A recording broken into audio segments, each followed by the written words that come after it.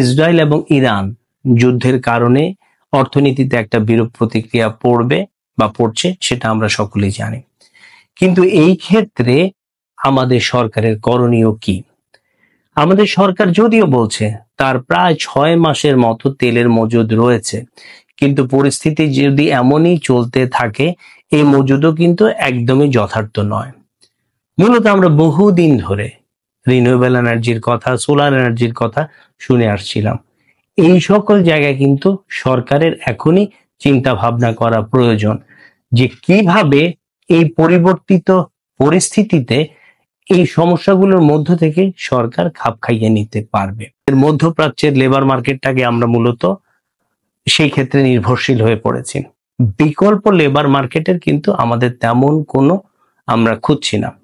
সেই ক্ষেত্রে জাপান, দক্ষিণ কোরিয়া, মালয়েশিয়া বা আফ্রিকার অনেক দেশে কিন্তু আমাদের সেই লেবার মার্কেটটা হতে পারে।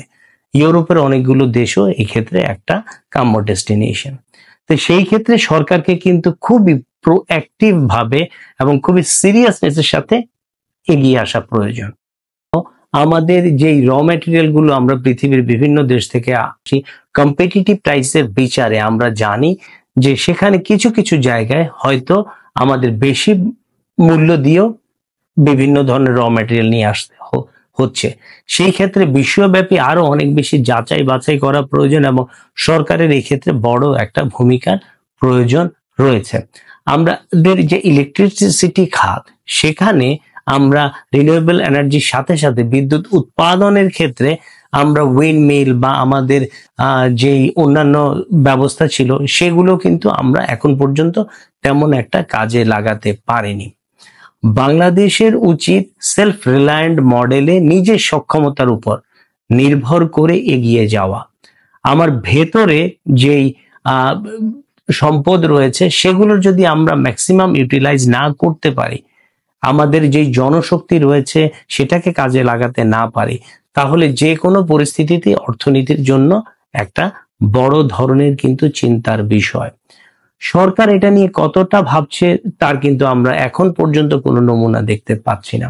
কিন্তু যদি এই জায়গায় খুব ভালো চিন্তা ভাবনা করা না হয়, অর্থনৈতিক খাত, আমাদের রাজস্ব ব্যয়, আমরা জানি যে যেই পরিমাণ রাজস্ব আয় হওয়ার কথা, রাজস্ব আয়ও কিন্তু ক্ষতিগ্রস্ত হবে এই ধরনের পরিস্থিতিতে। ফলে রাজস্ব আয় যদি করতে না পারি তাহলে উন্নয়নের লক্ষ্যমাত্রা কিন্তু সেখানে আমাদের অর্জন করা খুব দুঃসাধ্য হয়ে পড়বে।